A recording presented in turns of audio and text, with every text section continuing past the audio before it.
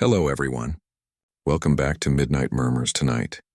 I'll be your storyteller, guiding you through chilling accounts that were never meant to be uncovered. Before we begin, make sure to subscribe for more true horror stories, and tell me in the comments where you're watching from, and what time it is right now.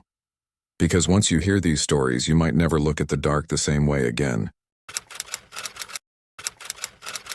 I never believed cemeteries were haunted. To me, they were places of quiet, of grief maybe, but not fear. Stones and names don't hold power. At least that's what I told myself.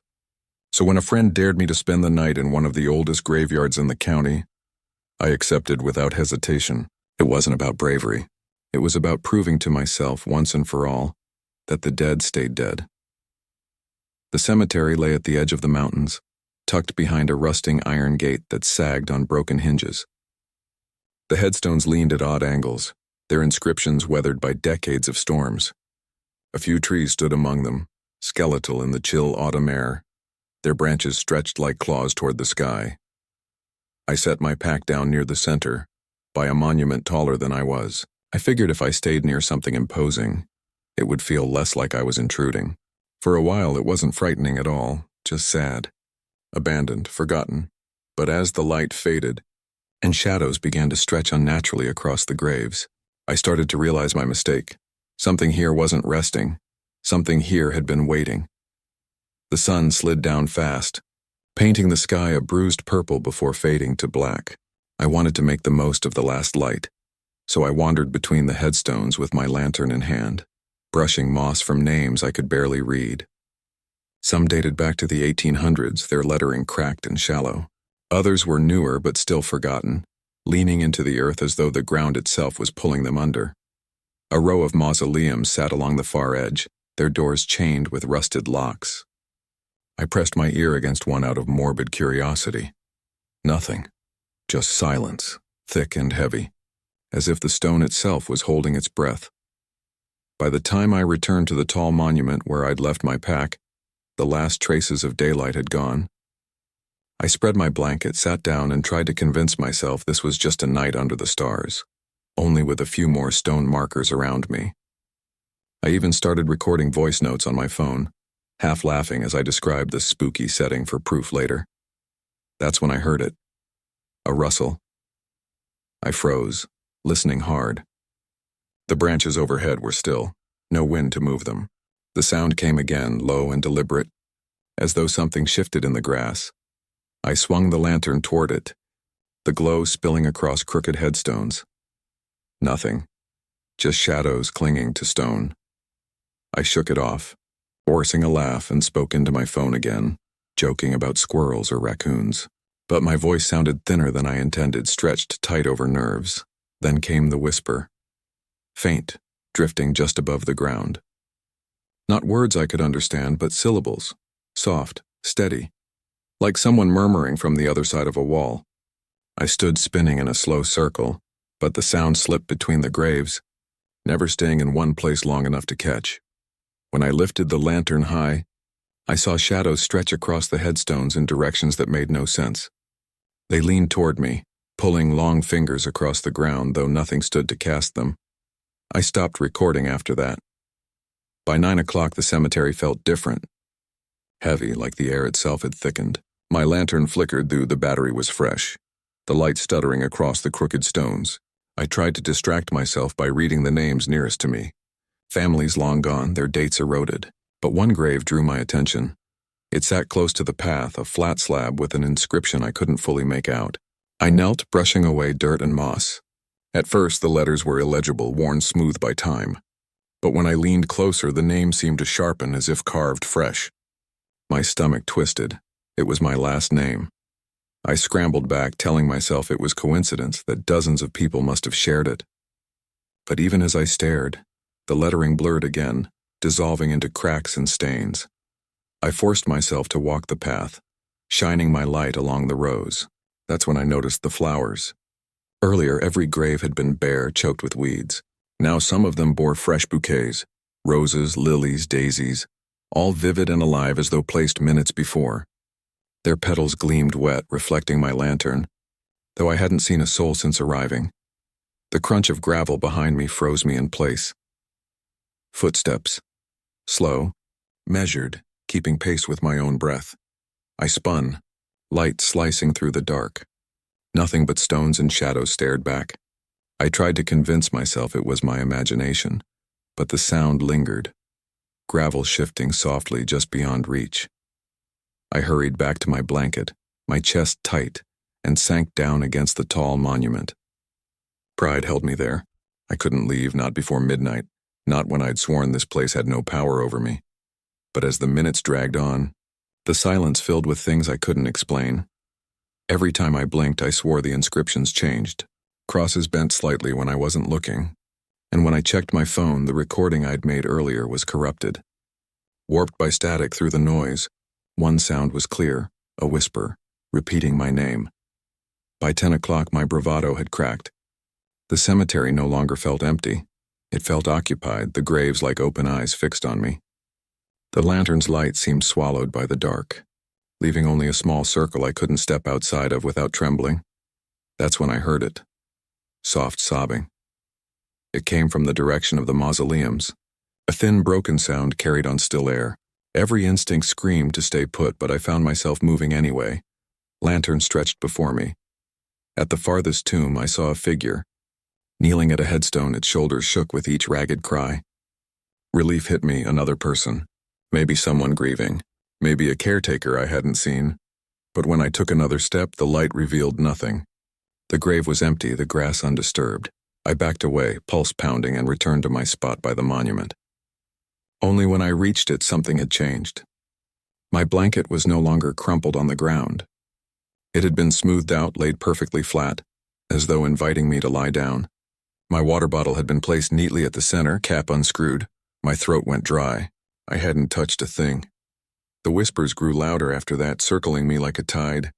I pressed my hands over my ears, but it didn't help.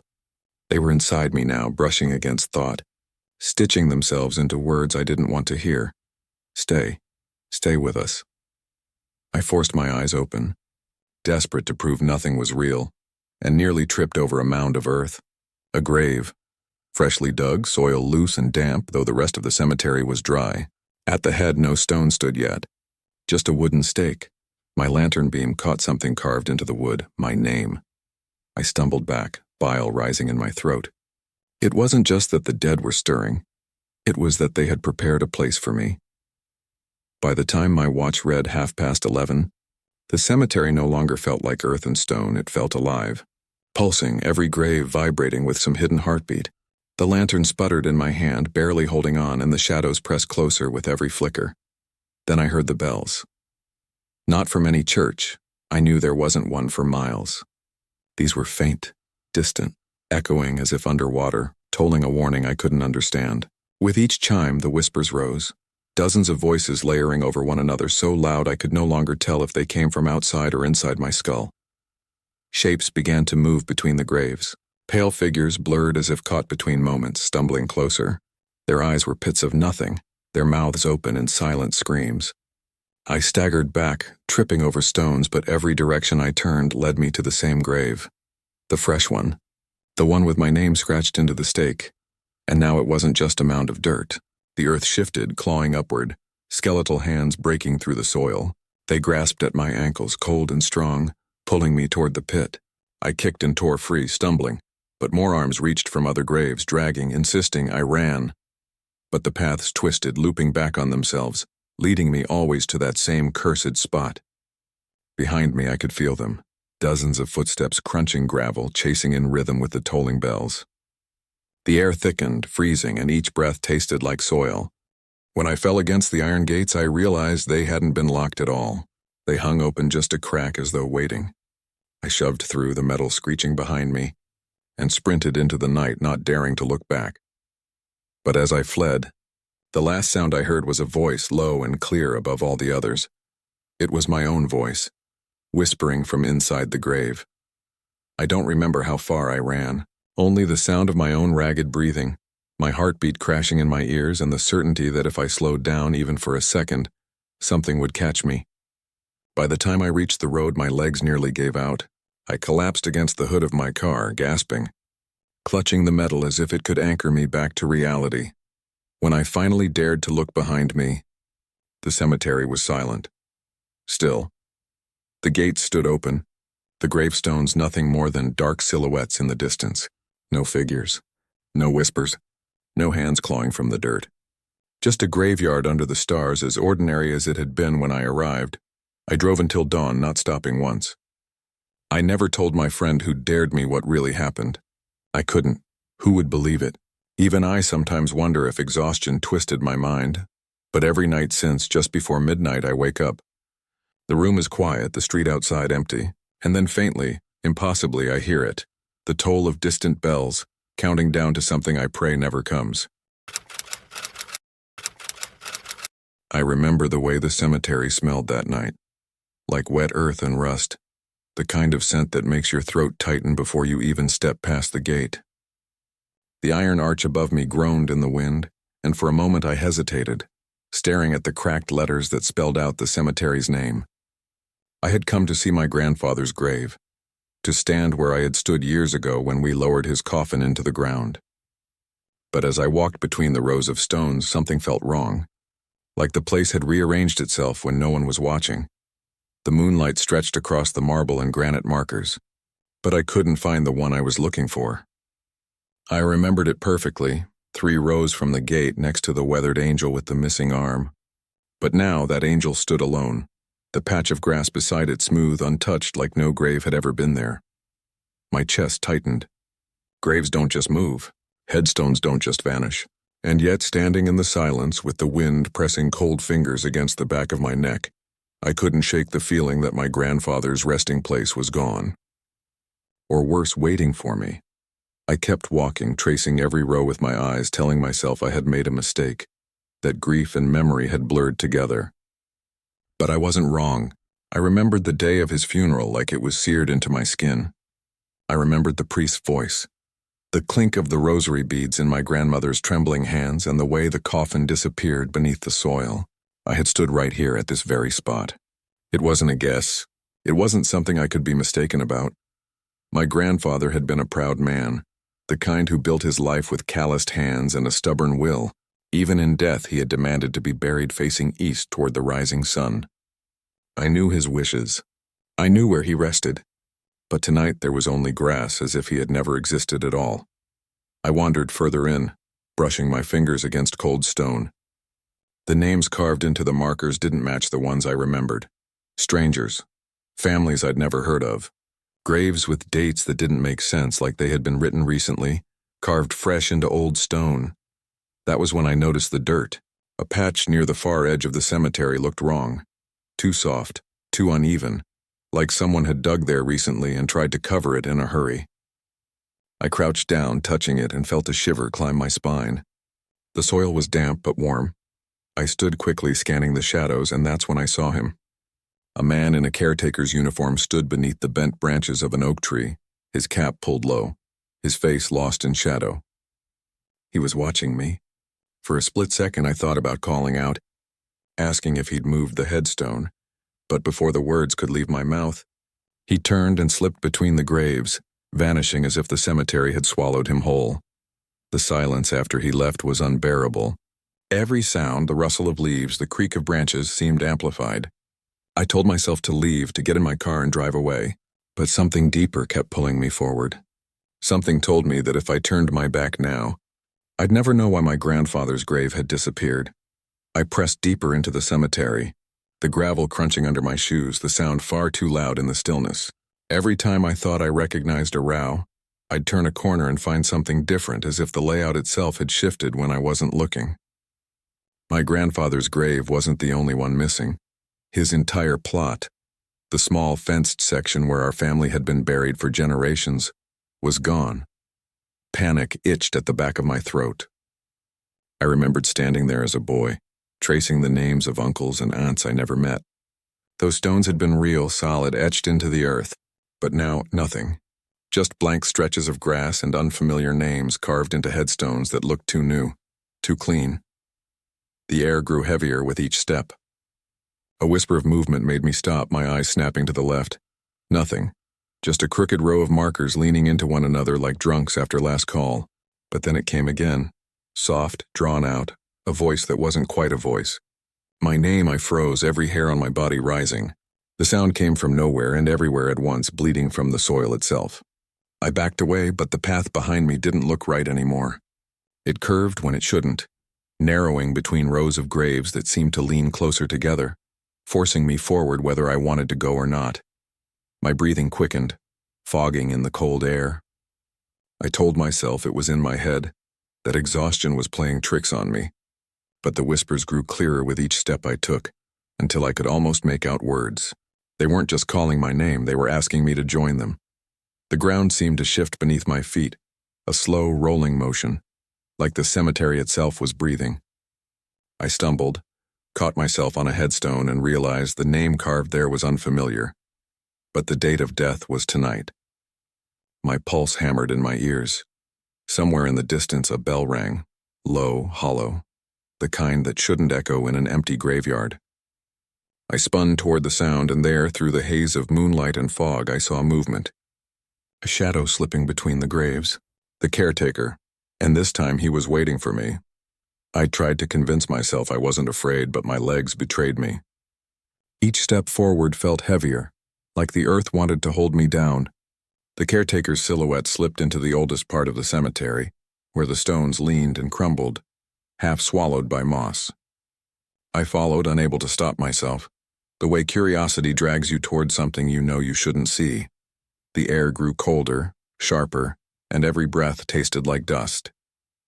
My flashlight beam jittered as my hands shook, cutting across names worn nearly invisible. I told myself I'd find him, demand an explanation, force the truth from his lips.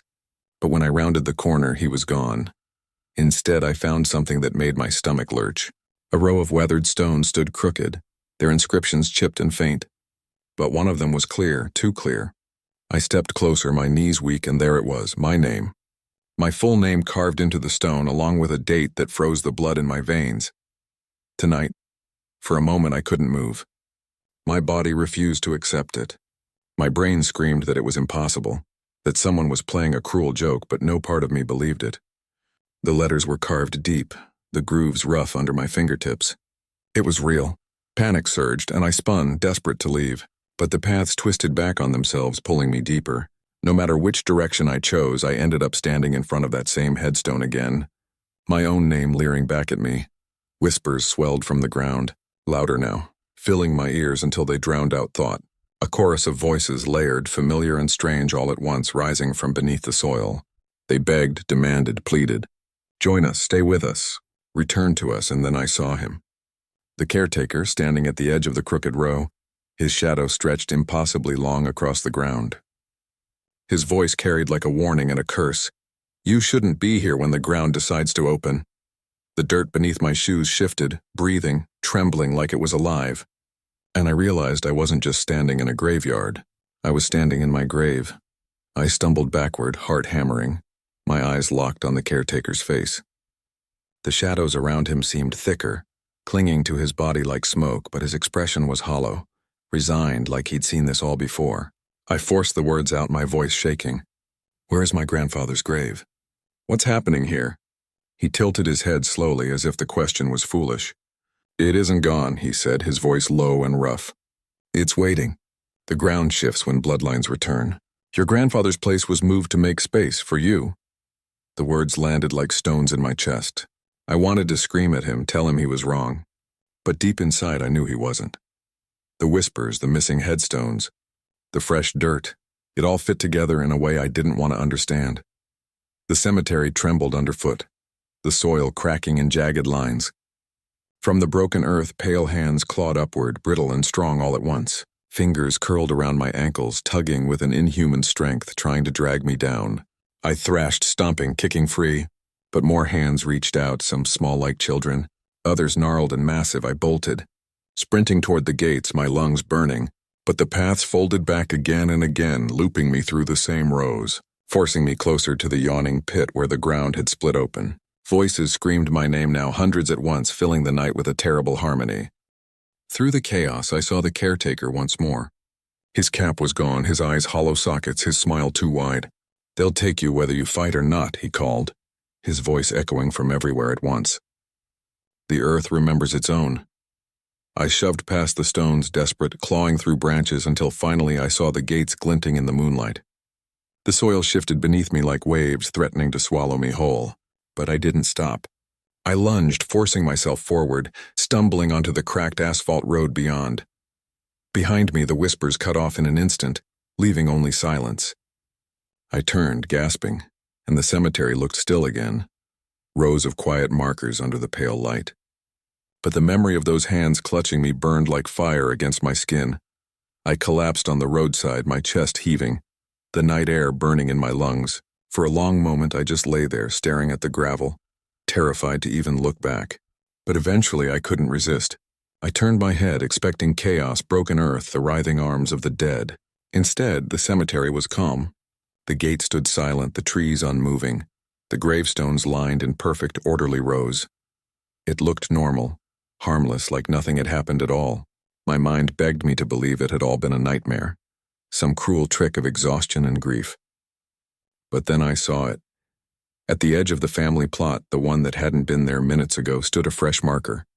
Even from the road, I could read the name, my name, my death date etched in stone. Tonight. I staggered to my feet, but my body wouldn't move toward it.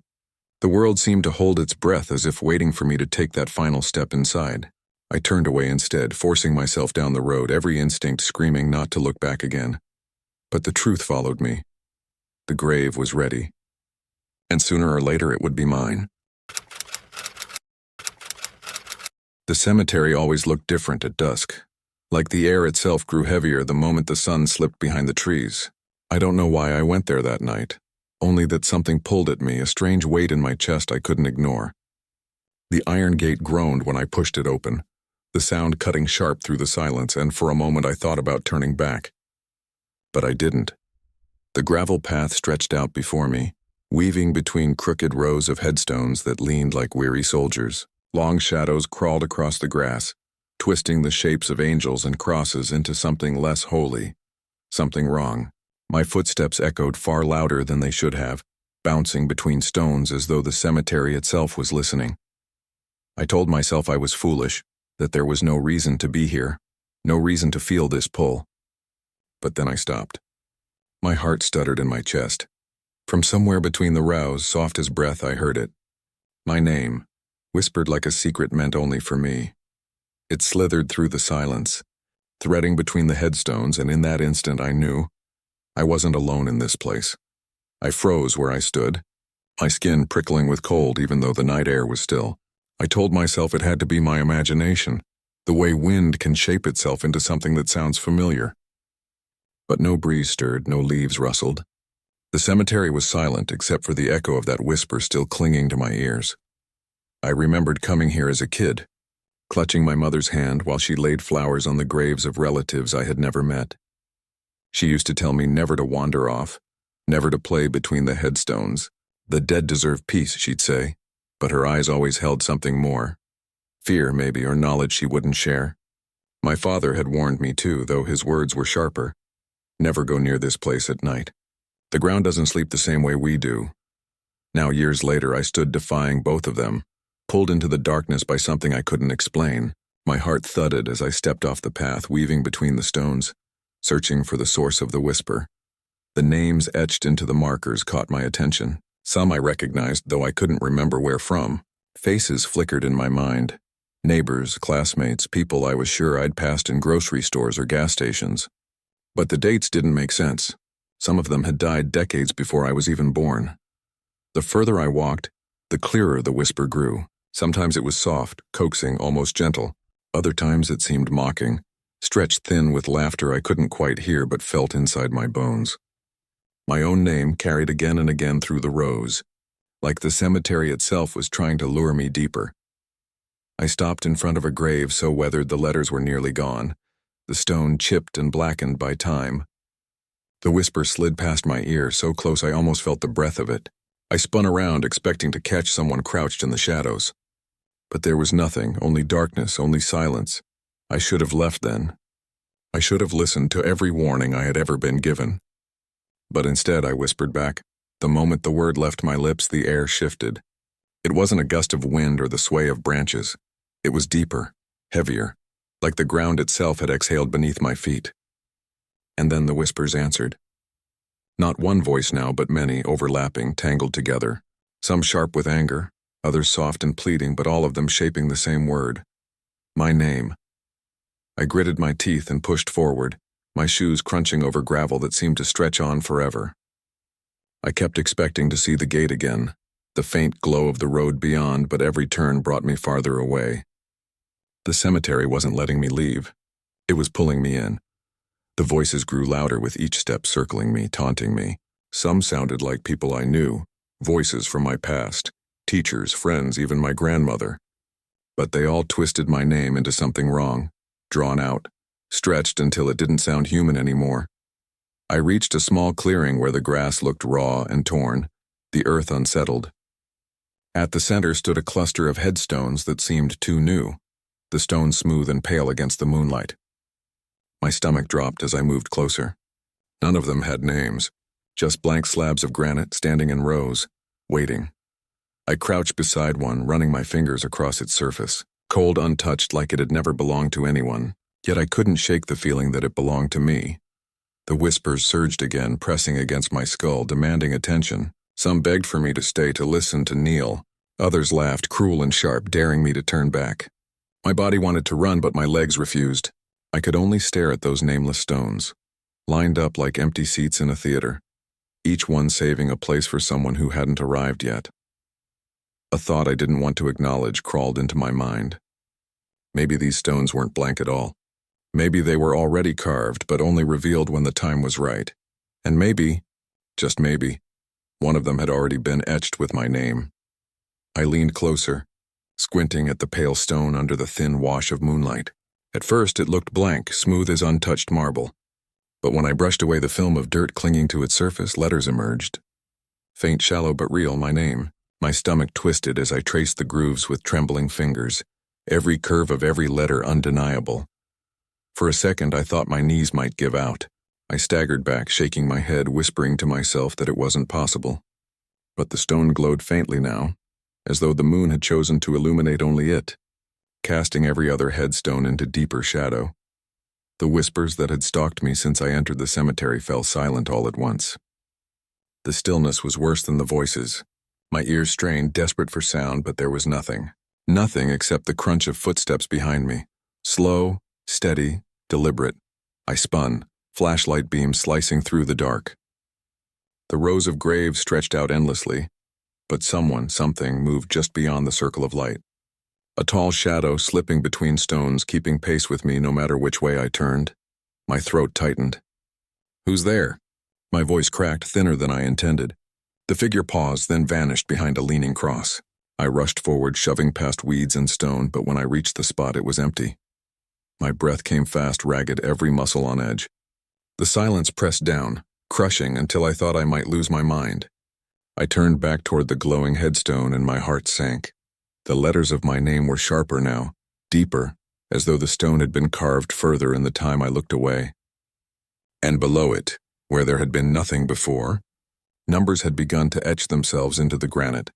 The date wasn't finished, but I already knew what it would be. Tonight. The footsteps came again, closer this time, circling me. I swung the light wildly, catching only glimpses, a shoulder, a hand, the curve of a face that looked too much like mine. And then the whispers returned, louder than ever. Not mocking, not pleading, chanting. My name over and over like a prayer. The chanting grew unbearable, 1,000 voices layered on top of one another until I felt my skull might crack.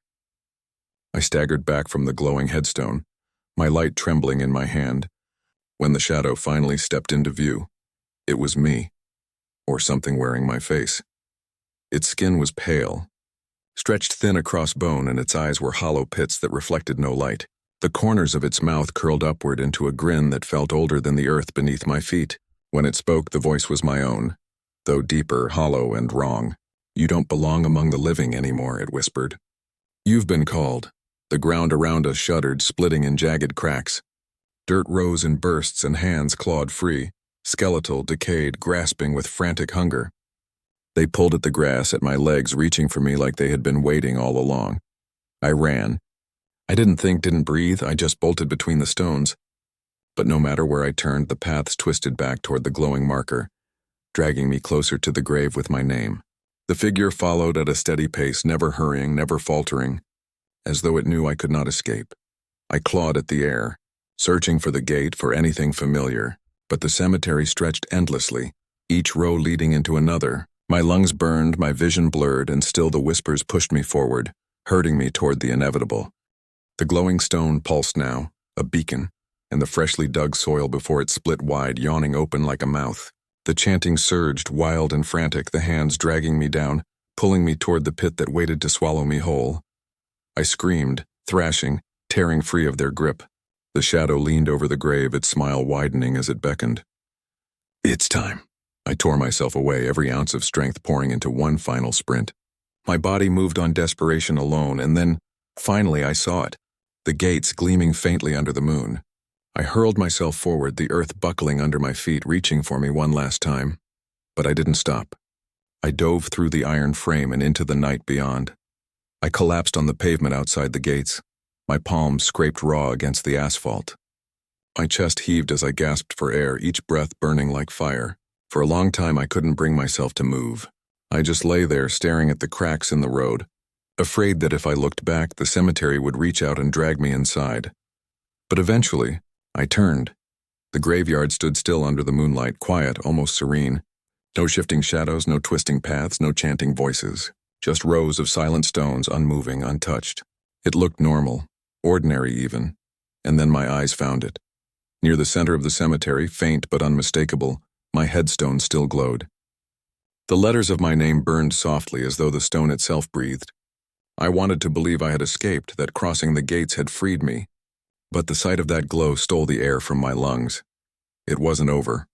I forced myself to stand, forcing my legs down the road, away from the cemetery, but every step carried the same dreadful certainty. That headstone wasn't finished with me, and sooner or later the whisper would call me back. Most people never think about what happens before a funeral, when the mourners are still dressed in black, waiting for the ground to swallow another coffin. But that's my job. I'm the one who digs the holes. Long hours with nothing but a shovel, a lantern, and the uneasy silence of the cemetery to keep me company. You get used to it after a while, the groan of the spade through damp soil, the way shadows stretch too far when the lantern swings. That night should have been no different. I was working late, a fresh assignment, one more grave to carve out before dawn. The air hung heavy, the kind that sticks in your throat. I pressed the shovel into the earth, dirt giving way easy at first. But then halfway down my blade struck something solid. Not wood, not stone, something harder. The sound rang out sharp in the stillness, echoing between the headstones. My chest tightened as I scraped the soil away, revealing metal, old and rusted, buried deeper than any coffin should ever be. I stood frozen, staring into the pit, realizing I hadn't found a grave at all. I had found something that wasn't supposed to be unearthed. I've been digging graves for almost 5 years now, long enough to know the rhythm of the work. The soil tells you things if you listen, the weight of your shovel, the way it breaks apart, even the smell. Loose earth means someone's been buried recently. Packed clay means untouched ground, but that night the ground had felt wrong, heavy, like I was cutting into something that wanted to hold itself together. When I first started, the older diggers used to warn me about spots like that. They'd tell stories during smoke breaks, leaning against their shovels, voices low. If the ground fights back, one man said, leave it. Some things are planted deeper than coffins. I laughed it off then, chalking it up to graveyard folklore, a way to haze the new guy. But as my shovel jarred against that rusted metal, their warnings crawled back into my mind. I climbed out of the half-dug grave, wiping sweat and dirt from my hands, staring at the pit like it might open its mouth and swallow me. My lantern threw long, crooked shadows across the grass, and every stone around me seemed closer than it had been minutes before. Curiosity is a dangerous thing in a place like that. My gut told me to fill the hole, pretend I hadn't seen anything, and walk away. But another part of me, the stubborn, reckless part, kept whispering that I had to know what I'd found. I leaned on the shovel, listening. The night was too still, the silence too tight. No crickets, no wind through the trees. Just me and the shape buried under my boots. I told myself it was probably just an old vault, some forgotten storage sealed off decades ago. But I knew better. I knew from the way the soil pressed against my legs like it wanted me gone. Still, I went back down. My hands shook as I cleared more dirt from the surface, exposing thick chains looped tightly across the metal. They were etched with markings that didn't look like rust at all, but symbols burned into the iron. That was when my gut twisted. Whatever I'd hit, it wasn't meant to be touched. The chains weren't just wrapped around the box. They were woven, crisscrossing in patterns that made no sense, like a web meant to trap something inside. My lantern light flickered across them, and I swore for a second they shimmered, like heat rising from asphalt. I told myself it was just my eyes playing tricks in the dark, but my stomach didn't believe it. I knelt and ran my fingers across the surface. The metal was cold, far colder than the damp earth around it. I traced the markings carved into the iron, spirals, jagged slashes, symbols I didn't recognize. They looked deliberate, purposeful, and for the first time I realized this wasn't just some buried container. It was sealed. Logic screamed at me to stop, to cover the thing back up and never mention it again. But curiosity gnawed at me like a hunger I couldn't control. I hooked my shovel beneath the edge, prying at the lock that bound the chains together. The sound of metal against metal rang out through the cemetery, sharp enough to make me flinch. As I worked, the ground trembled faintly, just enough for me to feel it in my knees. I froze, listening, waiting, but the night stayed silent. No wind, no animals, just the steady thud of my heartbeat and the soft hiss of soil shifting underfoot. I should have walked away. Every instinct begged me to, but instead I struck again, the shovel biting into the lock until the corroded metal gave a groan and snapped. The chain slithered loose, falling limp against the box. That's when the air changed. The cold deepened, rushing past me like an invisible tide, pulling warmth from my skin. My lantern flame shrank to a nervous flicker, fighting to stay alive. The box was almost free now, its surface exposed beneath the dirt.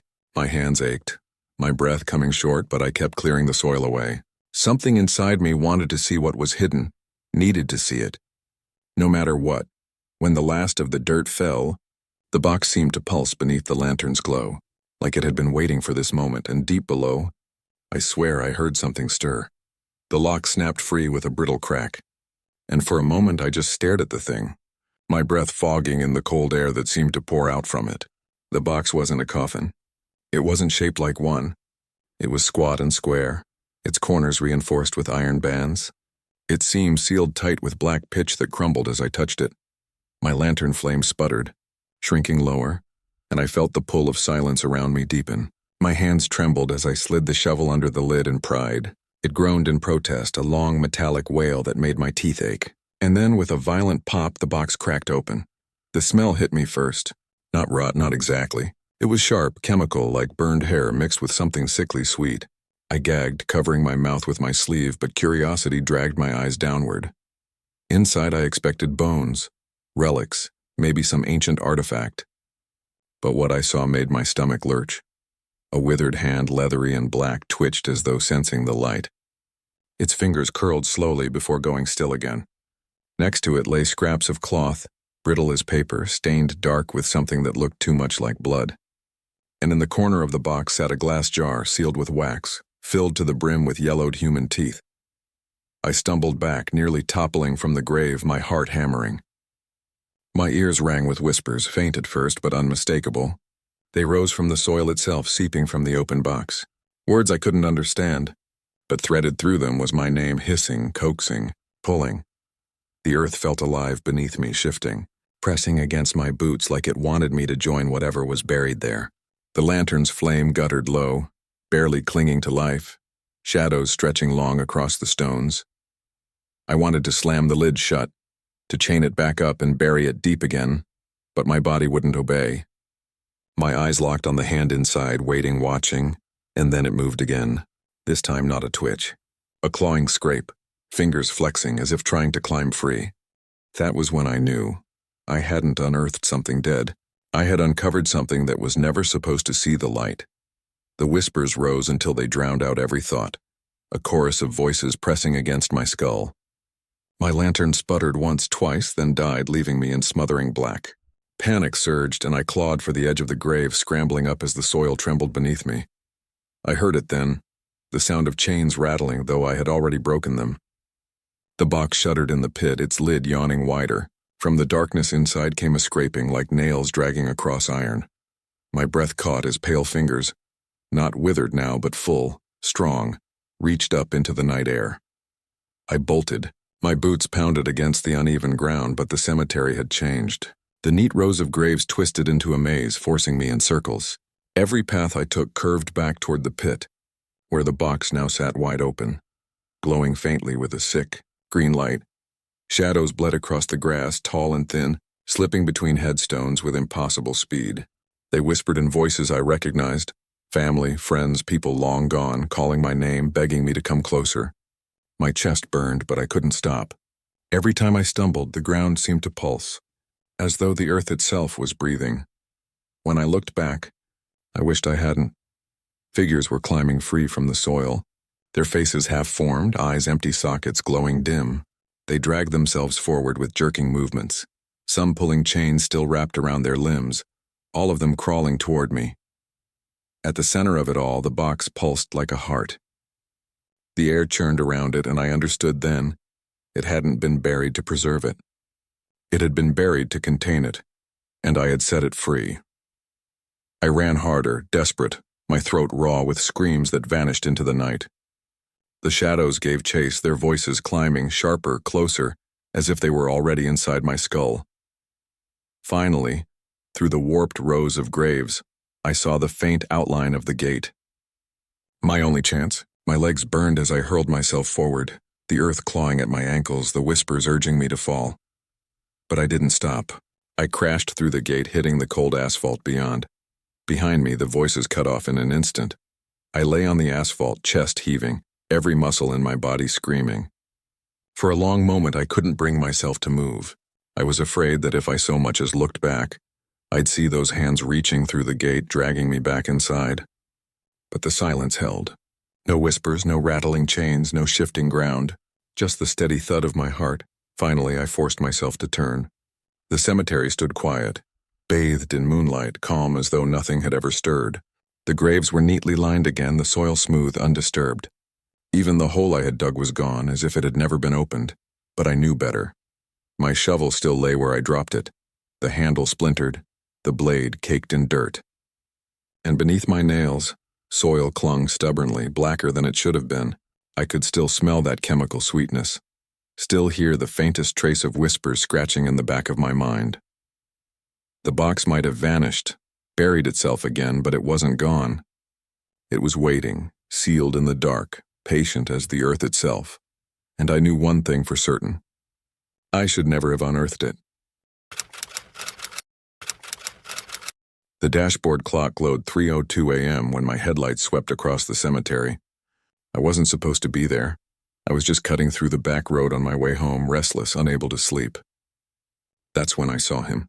A small figure sitting perfectly still on a stone bench between the headstones. At first I thought it was a trick of the fog, a shadow cast by an angel statue. But when the beams of my headlight slid over the figure, it didn't vanish. It was a child. My grip tightened on the wheel, a chill crawling up my spine. No kid belonged out here, not at this hour, not barefoot in the damp grass. I slowed the car, squinting through the windshield, and that's when the boy turned his head toward me. He didn't wave. He didn't run. He just lifted one finger to his lips in a hush, his face pale in the light, his eyes too dark to read. And then he whispered. I couldn't hear it through the glass, but I felt it like the sound traveled straight into my bones. It was my name, a kid I'd never seen before. Knew exactly who I was. I pulled over just outside the cemetery gates, my car idling as the fog thickened across the grass. My hands gripped the steering wheel so tight my knuckles went white. Every reasonable part of me said to keep driving, to pretend I hadn't seen him. But something about the way he whispered my name without opening his mouth wide, like the sound came from somewhere deeper, made it impossible to leave. I stepped out, the gravel crunching beneath my boots, and the cold hit me immediately. The boy was still sitting on the stone bench, his small frame hunched, his bare feet pale against the dark path. He didn't look up until I was halfway there. Are you lost? I asked, my voice echoing strangely in the stillness. His head tilted slowly, the way a bird studies something it doesn't understand. "I'm waiting for Dad," he said softly, and his words sent a ripple of unease through me. His clothes weren't right. An old wool sweater stretched at the neck, pants a size too short. They looked decades out of place. "Where's your dad?" I pressed, glancing around. The cemetery stretched endless, stones leaning like crooked teeth. Not a soul in sight. The boy pointed toward a cluster of graves shrouded in darker fog. His hand shook slightly, but he never crossed the cracked line in the path before him. His toes curled at the edge like something beyond it frightened him more than the cold. I crouched to meet his eyes, but the moment I got close, the chill in the air deepened. His skin was cold, colder than stone. He stared at me, unblinking, and asked, "Do you remember the red car?" The words sliced through me. My heart faltered. I hadn't heard that phrase in years, not since I was a boy myself, watching my father drive off into the night, his red Cutlass rattling down gravel roads. The memory had always been hazy, half buried, but hearing it from this child's lips here at 3 a.m. in a cemetery, it didn't feel like a coincidence. It felt like he knew something he shouldn't, something buried. Mist curled low around our legs, heavy and damp, muffling the world beyond the stones. The boy didn't let go of my hand, his grip small but unyielding, his eyes fixed on the ground as he whispered. It was fast. I didn't see the lights, just the sound of gravel, and then nothing. A picture slammed into my head. A car on a dark back road, headlights bouncing, the sputter of loose stones. My chest tightened, breath stuttering. My father's red Cutlass. He used to disappear on nights like this, sometimes not coming home until dawn. I'd always told myself the dent in the fender came from a deer, just like he claimed. The boy's voice cracked as he went on. The man didn't stop. He didn't even look back. His words were fragments, but the story stitched itself together inside me, leaving no room for denial. I looked closer at him, at the shape of his face in the thin glow of the moon, and something twisted in my gut. He looked like me, or rather like pictures of me when I was a child. Same dark hair, same narrow chin. The headstone behind him seemed to flicker as the mist shifted. For a heartbeat, the words "unknown boy" rippled into letters that formed my own last name. Then the fog rolled again, and it was gone. I stumbled back, heart racing, but the boy only tilted his head, watching me with those deep, hollow eyes. "Will you tell the truth for me?" he asked. His voice wasn't angry, not accusing, just unbearably tired. The fog parted then, and he pointed to another grave further down the row. My stomach dropped when I saw the name etched into the stone. It was my father's, but the date beneath it was wrong. Not the year he actually died, another one earlier scrawled faintly, almost hidden beneath the weathering. The boy's grip on my hand tightened. "He told everyone I was nobody," he whispered. "But you can tell them. You can say my name." The air shifted, heavy and alive, as if the ground itself waited for my answer. The soil around us trembled, sending thin cracks across the path like spider webs. The boy still held my hand, but his gaze had shifted toward the fog, where a shape emerged. Broad shoulders, a heavy gait, the faint clink of keys in a pocket. My father, or something wearing his form. His face was pale, stretched wrong, his eyes sunken and dull. Yet I knew that stance. The way he used to fill a doorway when he came home late. My chest locked as memories collided. The dent in the red Cutlass. The nights he'd snap when I asked too many questions. The silence that hung in the house like a second shadow. The boy stood between us, his voice steady. "Tell the truth." The figure stepped closer, dragging its boots across the gravel. The voices rose then, low at first, like wind in the grass, then building into a chorus of lullabies, warped and broken. They rose from the soil itself, dozens of voices humming in unison, and the ground began to crack open. Hands clawed through the earth, reaching, grasping, pulling. I staggered back, torn between the gate I could barely see through the fog and the yawning hole that seemed to demand an answer. The boy's eyes locked on mine. "If you lie, I go in. If you speak, he does." The figure loomed closer, his mouth splitting into something that wasn't a smile. My pulse thundered in my ears. I could deny it. Pretend ignorance, walk away. But I saw the boy's face so much like mine, and the truth clawed its way up my throat. "He killed you," I choked out, the words cracking. "He ran you down and buried the lie." "My father killed you," the figure froze, his face fractured, splintering like bark drying in the sun. The ground surged and hands burst upward, dragging at his legs, his arms pulling him down. His eyes locked on mine one last time, blank and cold, before the earth swallowed him whole. The boy squeezed my fingers, his touch like ice turning warm. "Run now," he whispered. I didn't think, I just ran. I broke through the fog, lungs burning, and the cemetery gates appeared like salvation. My boots slammed against the gravel until I stumbled onto the road beyond, collapsing to my knees. The night was still again, the silence so sudden it rang in my ears. For a long moment I couldn't move. My chest heaved, my pulse thundered, and I fought the urge to look back, but some terrible pull made me turn. The cemetery lay quiet beneath the moon, every stone in place, the mist thinning as though nothing had stirred at all, and yet, there he was. The boy sat once more on the stone bench where I had first seen him, but now he looked older somehow, calmer, like a weight had lifted from him. He raised his hand not in silence this time, but in a small gesture of thanks. His lips formed the words without sound. "Thank you." When I staggered back to my car, a toy truck rested on the passenger seat, damp with dew. My hands trembled as I drove, but the road never felt lonelier. At home, my phone buzzed. A voicemail, a child's voice humming the rhyme. It ended with my name. The cemetery was quiet that night, the kind of silence that presses against your ears until you hear your own pulse. I hadn't planned on going there. I was just wandering, restless, looking for something I couldn't name. The moonlight glinted off the rows of marble headstones, their polished surfaces catching the glow like fragments of broken glass scattered across the grass. One stone in particular drew me closer. It was tall, pristine, the marble smooth as if it had just been placed. I leaned in to read the name etched across it, but the letters blurred under the light, indistinct like smoke curling off a flame. My stomach tightened, and then I saw it. Not the inscription, not the dates, but myself. My reflection stared back from the marble surface, clearer than any mirror, sharp even in the dim glow. At first I thought it was just the angle, just a trick of light, but when I moved, something felt off. My reflection was a heartbeat too slow, its eyes locking onto mine, unblinking. The air grew colder. I took a step back, but the reflection didn't. It kept staring, as if it knew something I didn't. I rubbed my eyes, telling myself I was overtired, that reflections don't lag behind unless your mind is playing tricks. But even as I blinked, the marble gleamed back at me with a perfect image of my face. Too perfect. The longer I looked, the more it unsettled me.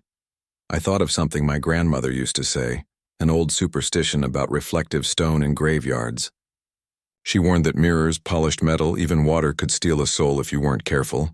"Never look too long," she'd whisper, crossing herself. "What looks back might not be you." I'd always laughed at her stories. But standing there, my throat dry, I wasn't laughing. I lifted my hand, waving slowly. My reflection followed, but not quite right.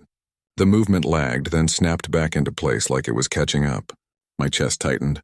I stepped closer, close enough to see the faint fog of my breath against the marble. My reflection's lips twitched into something between a smirk and a grimace. I staggered back, heart racing. The rows of headstones stretched silent around me, but I couldn't shake the weight of eyes following me. I glanced at another stone, polished and pale. Nothing, just dull marble. I turned to a third, again nothing. My reflection only existed on that one headstone. I turned back to it, pulse hammering. My face still stared from its surface, expression flat, eyes darker than mine ever looked. I spun on my heel, pacing away, trying to shake the feeling. When I reached the gravel path, I dared a glance back. The reflection hadn't vanished, it was still there. Still staring, and it wasn't moving anymore. It was waiting. The night pressed heavier the longer I lingered, like the cemetery itself wanted me to stay. I tried to convince myself I was imagining it, that the reflection was nothing more than moonlight on marble, but something in my gut twisted each time I looked back at the stone. I forced myself closer, my boots crunching against the gravel until I stood inches from the headstone again.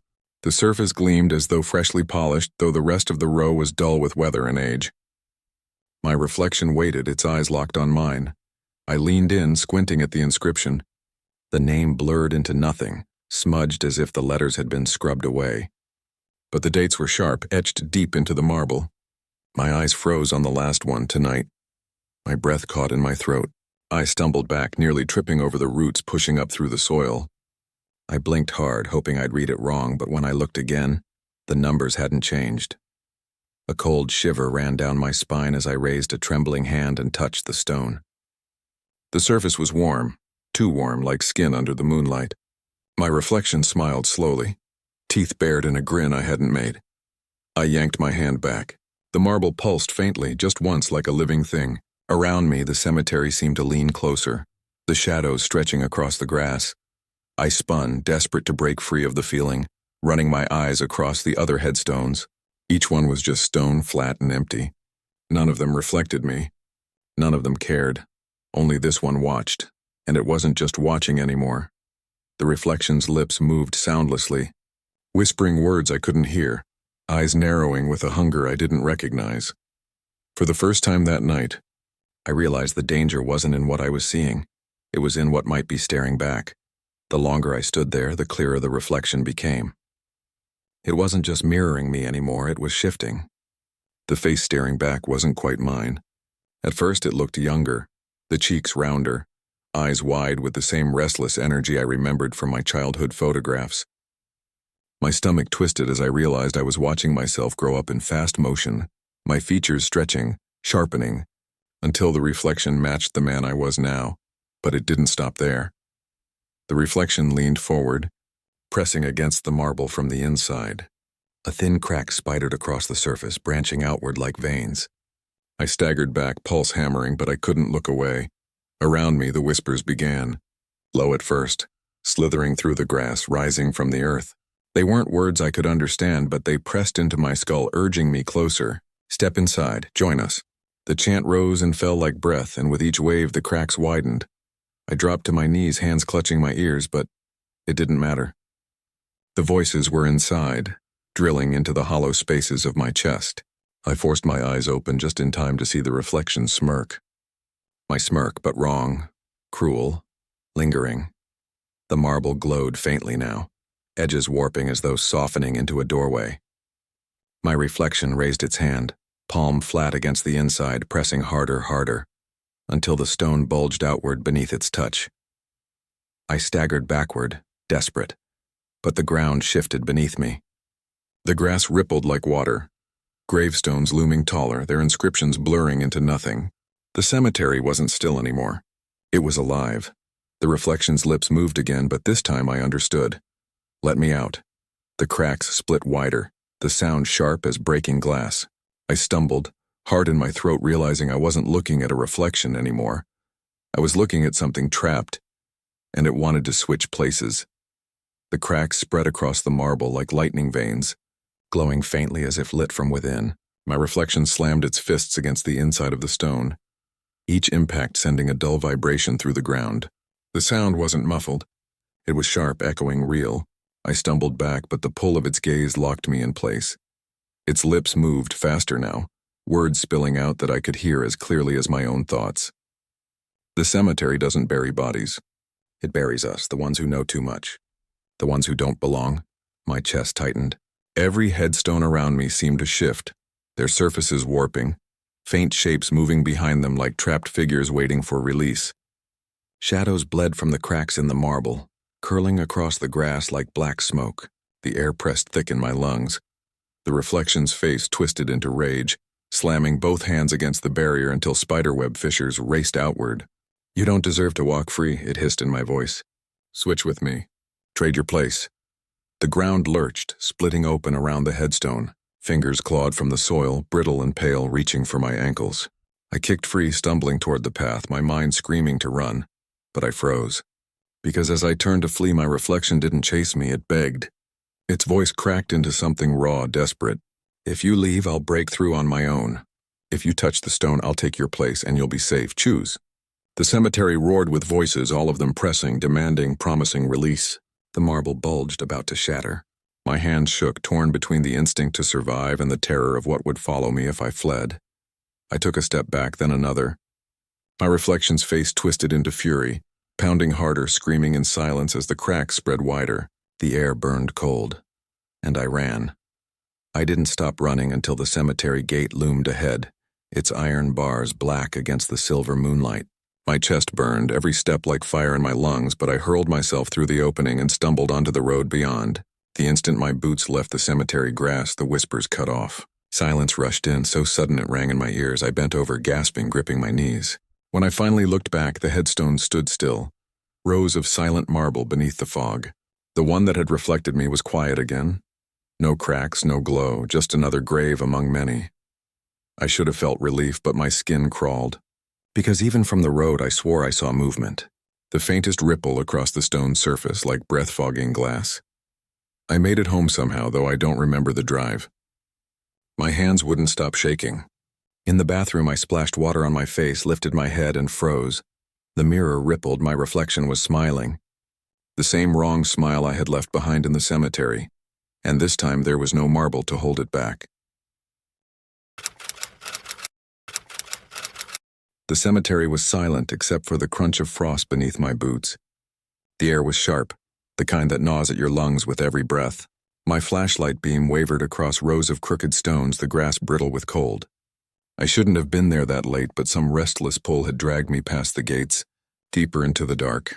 That's when I saw them. Footprints. They wound between the headstones, clear in the thin layer of frost. At first I thought some kid had been sneaking around, maybe a runaway or a prankster. But when I knelt closer, the unease hit me hard. They weren't right. The impressions were long, the arches too high, the toes stretched almost claw-like. Bare feet, no shoe treads, no socks. And yet the prints sank deep into the frozen ground, heavier than any child could make. Too deep, but spaced too lightly to belong to a grown man. I straightened, shining my light ahead. The trail twisted into the darkness, weaving deeper between the stones. My gut told me to leave, to turn back to the road. But something about those prints hooked me, so I followed. Each step I took echoed louder than it should have, like the cemetery wanted to amplify the sound of my trespass. My beam of light bounced across headstones, names eroded by time, angels with broken faces staring down as if in warning. Still, my eyes kept returning to the trail.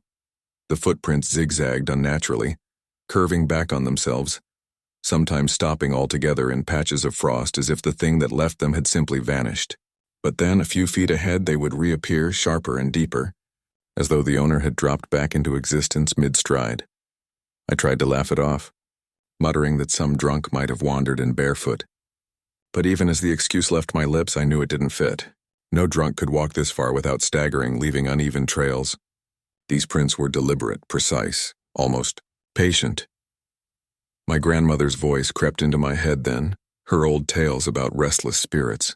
She used to say that some ghosts don't float or drift, they walk.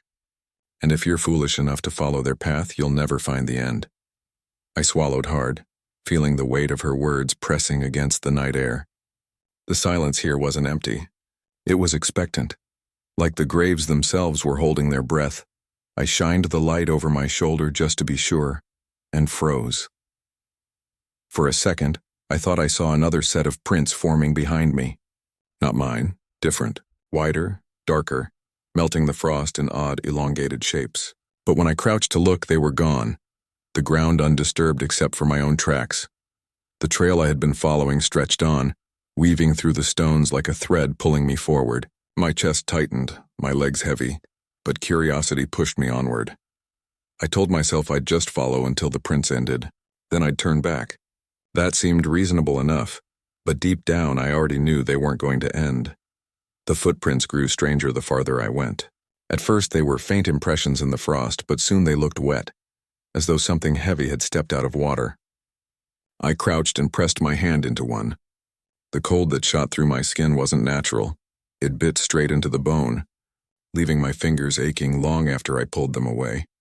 I wanted to stop, to turn back to the gate, but the trail had a pull I couldn't shake. It twisted between graves, drawing me toward the oldest part of the cemetery where the stones leaned and crumbled. Their names eroded into nothing. My light flickered as if protesting, but I pressed on, heart drumming. That's when I saw it.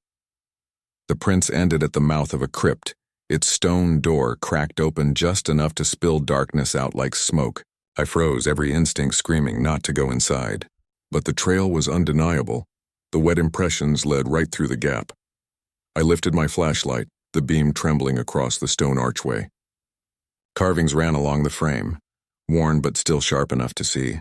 Not crosses or names, symbols, circles and jagged slashes etched deep into the rock as if carved by something desperate. My throat tightened. I pushed the door wider. The hinges groaned, the sound echoing down into the dark. The air that rushed out stank of rot and wet stone. I swept the light inside and felt my stomach turn. The footprints didn't just continue across the crypt floor. They climbed the walls, arsing up the stone impossibly high as if whoever or whatever left them didn't care about gravity. Some prints even streaked across the ceiling, wet and gleaming. I staggered back, bile rising in my throat. The trail wasn't human. It wasn't even bound by the same rules we live by, but still I followed. The air grew heavier as I descended the narrow stone steps inside the crypt. My flashlight beam shook against the walls, revealing patches of damp moss and old brick flaking away like paper. Every breath tasted of earth and something older, something rotten. The footprints led straight down, splashing through shallow puddles, but they were changing. They weren't just bare feet anymore. Some were wider, warped, dragging marks trailing behind them as though the thing that made them crawled on all fours. Others ended in long clawed impressions, gouging shallow cuts into the stone itself. I tried not to imagine the shape of what could leave such marks. The deeper I went, the more the cemetery above felt like a memory. The stairs ended in a low tunnel carved from rock, winding far beneath the graves. My light caught broken coffins shoved into alcoves, lids splintered, dirt spilling from their mouths. Something had clawed them open from the inside. My chest tightened. I forced myself to follow the trail deeper, though my legs screamed to turn back. The footprints grew fresher, wetter, gleaming as if pressed into the ground only moments before. A sound drifted through the tunnels then, soft, labored breathing. Not mine. I froze, straining to listen. The noise came from ahead, somewhere just beyond the bend. My pulse hammered so loud I could hardly hear, but the breathing was steady, wet and wrong, like lungs filled with mud. The trail ended at a collapsed chamber, where stones had crumbled inward. In the center lay a shattered coffin, half buried in dirt. The wood was splintered from within, the soil clawed apart. The inside was empty. I staggered back, panic boiling in my veins. My flashlight flickered, the beam cutting in and out, and in the stuttering light I saw them. New footprints forming in the mud behind me, one by one pressing deep though nothing was there to make them. My throat locked. Whatever had escaped that coffin hadn't left. It was here with me. My breath hitched as the new footprints spread across the mud behind me, each one wet and sharp, appearing as if stamped by invisible feet. I spun, flashlight trembling, but the tunnel was empty, only broken stone and shadows stretching long against the walls. Still the steps kept forming, edging closer. I backed toward the collapsed chamber, the shattered coffin looming behind me. My light skimmed across the dirt, and I saw the prints circle around, weaving in impossible patterns. They weren't leading me forward anymore. They were surrounding me. The breathing returned, louder now, wet and guttural. It came from everywhere at once, the ceiling, the walls, the floor. My flashlight cut across the stone, and for an instant I caught the shape of something at the tunnel's edge.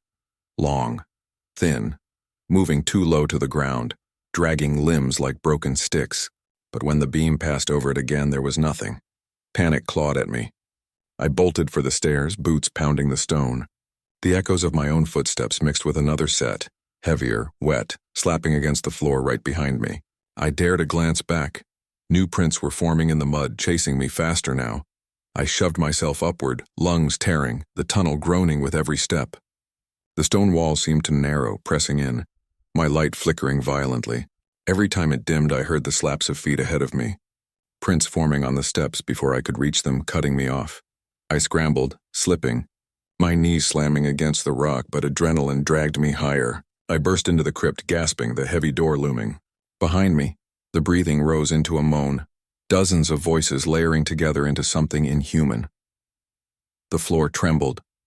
Wet prints streaked across the walls, across the ceiling, racing toward me. I threw my shoulder into the stone door. It groaned, refusing to budge. My flashlight clattered to the ground, beam rolling across the crypt, catching glimpses of pale shapes slithering just beyond the shadows. Fingers dragged through the mud, reaching for my ankles. With a final heave, I shoved the door open and spilled into the night. The cemetery air was cold, but it felt like life. I collapsed on the frozen grass outside the crypt, gasping, my palms stinging where they'd scraped the stone. For a moment I just lay there staring at the night sky, the stars blurred by fog. Then the silence sank in. No footsteps, no breathing, just the dead stillness of the cemetery. Slowly I pushed myself up. The crypt door hung open behind me, black as a wound in the earth. My flashlight still rolled weakly inside, the beam stuttering. I should have slammed the door shut. I should have sealed it. But I couldn't bring myself to go near it again. I turned toward the gate, every nerve urging me to run. But my eyes caught the ground. Footprints. Not just one trail, but dozens. They crisscrossed every path, winding between graves, circling benches, weaving into the fog. Some were sharp and new, others faint, already fading into frost. And all of them were the same shape, those bare, 2 long feet that didn't belong to the living. I ran then, faster than I'd ever run, not daring to look back. When I reached my house hours later, my relief shattered. Muddy footprints already waited on my floor, leading straight toward my bedroom.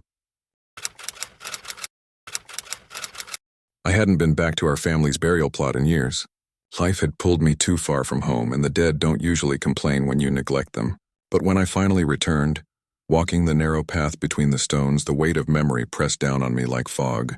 The names etched in granite were familiar. My grandparents, uncles, even my mother, all laid side by side. Each one felt like an anchor tying me back to where I came from. But then I saw it, a marker I didn't recognize. It was new, the marble pale and clean against the weathered row of family stones. The soil before it was fresh, darker than the surrounding grass, as though it had only recently been turned. My chest tightened as I leaned closer. The name carved into the headstone wasn't one I knew. It didn't belong to our family. I whispered it aloud, testing the syllables, but it rang hollow, foreign. I stood there, uneasy, glancing around the cemetery as though someone might step out of the shadows and explain. But no one did. We never buried anyone here by that name, and yet the grave was waiting. I grew up visiting that burial plot long before I ever understood what it meant to rest in the ground.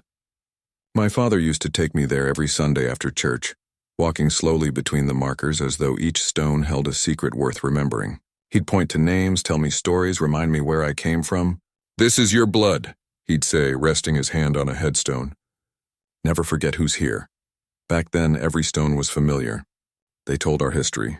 Dates of births and deaths etched proof of lives that built ours. But the grave I saw that night had no place in those stories. I circled it, reading the name again, whispering it like it might trigger some hidden memory. Nothing. Just unease crawling through my chest. The death date was recent, only weeks old. My family would have told me. A burial is never quiet business. The groundskeeper passed by, his lantern swaying. I stopped him, asked who had been buried here. His brows furrowed, deep lines cutting across his forehead. "No one's been laid in this plot," he muttered. "Not since your mother." I thought he misunderstood, so I pointed directly to the stone. "This one," I insisted. "Look." He raised the lantern, light spilling over the fresh mound. But when his eyes scanned the space, he shook his head. "There's nothing here." I stared at him, then back at the grave. The marker stood solid in the pale light. The name as sharp as any carving I'd ever seen. My stomach twisted. When I pressed him again, he pulled his coat tighter, muttering, "Best not to linger after dark. Sometimes the dead borrow places that don't belong to them." The words clung to me long after he disappeared into the night. I stood there alone, the cold biting deeper, watching the grave as though it might breathe. The soil looked unsettled, loose as if something inside had been moving. I forced myself to walk away, but each step felt wrong, like I was leaving something unfinished. The whole time, I could swear I felt eyes following me. The thought of that grave gnawed at me for days. I told myself I wouldn't go back, that it wasn't my problem, but I couldn't shake the image of that fresh soil among the stones I'd known all my life. It felt like a wound in the ground, something raw and unfinished. One evening I gave in. The cemetery was quiet, wrapped in a damp chill that sank into my bones. My flashlight beam wavered across the familiar row until it landed on the new marker. It looked even sharper in the dark, the letters of the name cutting deep into the marble. The soil seemed disturbed. I crouched low, my light catching faint ridges pressed into the dirt. My stomach dropped. They looked like handprints, small at first, shallow against the mound, as if someone had clawed upward from beneath. I blinked, rubbed my eyes, but when I looked again, The marks were gone. The earth lay smooth, unbroken. My hand trembled as I brushed the surface. Cold. Too cold. As if the frost clung only to that one patch of ground. I forced myself to step back, but the silence pressed against me. I listened, straining. At first I thought it was wind, but there was no breeze. Then I heard it, faint scratching deep beneath the soil, like nails dragging through wood. My throat closed. The sound was steady, desperate, muffled by the weight of earth. I stumbled back, my beam shaking across the headstone, and for a breathless second, I thought I saw the mound shift just slightly, like something pushing against it from below. The flashlight flickered, and in that dim glow I caught a shadow ripple across the grave that didn't belong to me. Panic surged. I ran then, the beam bouncing wildly, the stones blurring as I fled toward the gate. But even as I left the cemetery behind, the sound stayed with me, the echo of hands clawing against wood and soil. I told myself it was my imagination, just a trick of nerves. But deep down I knew. Something was inside that grave, and it wanted out. Sleep became impossible after that night. Every time I closed my eyes, I dreamed of dirt pressing down on my chest, of wood splintering beneath my fingernails, of muffled screams swallowed by earth. I woke gasping, sheets damp with sweat, my pulse racing like I had been the one clawing from underground. I couldn't ignore it anymore. I started digging into my family's past, combing through old records, faded photographs, and yellowed newspapers my father had stored in boxes. That's when I found it, a name that nearly matched the one on the stone.